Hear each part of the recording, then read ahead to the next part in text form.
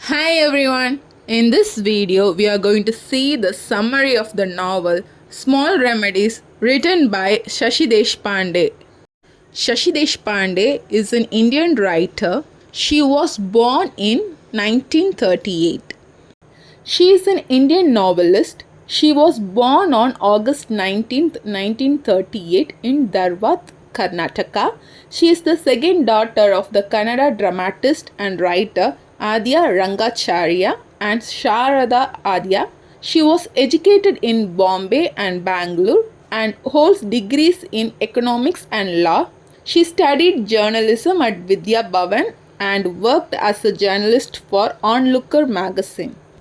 She published her first collection of short stories in 1978 and her first novel, The Dark Holds No Terror, in 1980. She also wrote many novels such as Roots and Shadows 1983, That Long Silence 1989, A Matter of Time 1996, Small Remedies 2000, Shadow Play 2013, and Strangers to Ourselves 2015. She has written a memoir titled Listen to Me, along with 4 children's books, 13 novels, and an essay collection, Writing from the Margin, and other essays. She received the Sahitya Akademi Award in 1990 and the Padma Shri Award in 2009. Small Remedies is a novel by Shashi Deshpande, an acclaimed Indian writer known for her deep exploration of women's lives, identity, and societal constraints. This novel interweaves the personal and political, focusing on themes of grief, self discovery, memory, gender roles, and artistic ambition. Now, let's see the summary. The novel follows Madhuri, a middle aged writer, struggling to come to terms with the tragic death of her son, Aditya, who was killed in a communal riot. Devastated by this loss and estranged from her husband, so Madhu seeks solace by immersing herself in a new project, writing a biography of Savitri Bai Indorekar, a renowned Hindustani classical singer who defied societal norms. Madhu travels to Bhavanipur, a small town, to stay with her old family friend Leela and research Savitri Bai's life. The biography becomes both a distraction and a means for Madhu to reflect on her own life, grief, and the choices she has made. Savitri Bai Indorekar was an extraordinary woman who abandoned her marriage and family to pursue a career in Hindustani classical music, an art traditionally dominated by men. She lived with her Muslim lover Ghulam Shah in a relationship that defied social and religious conventions. Despite her success in the music world, Savitri Bai remained an outsider, constantly judged for her life choices. As Madhu delves into Savitri Bai's past, she begins to question societal expectations placed on women, especially those who seek independence and ambition.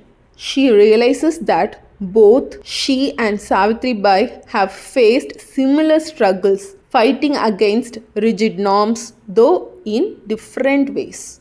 While researching Savitri Bai, Madhu also confronts her own memories, particularly of her privileged but emotionally distant childhood. She recalls her upbringing in a progressive but emotionally complex family where she struggled to find her voice. Her relationship with her husband, Som, was once full of love, but over time it became strained, especially after the death of their only son Aditya.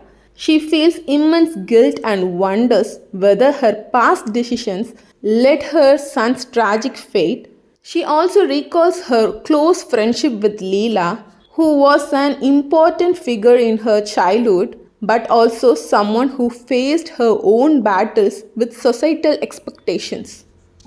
Through both Savitribai's and Madhu's lives, the novel explores how women who pursue their passions often have to pay a heavy price, whether in love, family, or social acceptance. Savitri Bai sacrificed family life for music, while Madhu sacrificed emotional security for personal independence.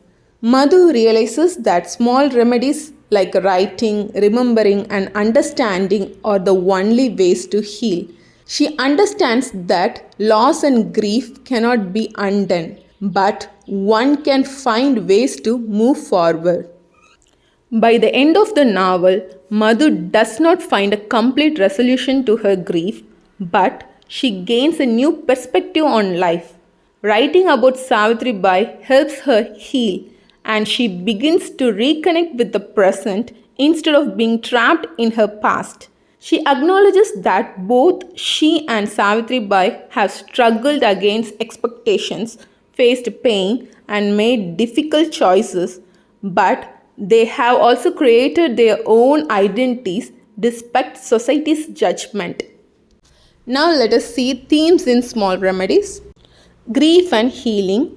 The novel deeply explores how people cope with loss and the difficulty of moving on. Madhu's pain over losing her son mirrors the emotional sacrifices made by Savitri Bai. Women's struggles and identity. The novel highlights the dilemmas faced by women who challenge social norms, whether in music, family, or personal life. Savitri Bai's defiance of traditional roles and Madhu's struggle with societal expectations show how difficult it is for women to claim autonomy. Art and freedom. Music is portrayed as a source of both liberation and struggle for women.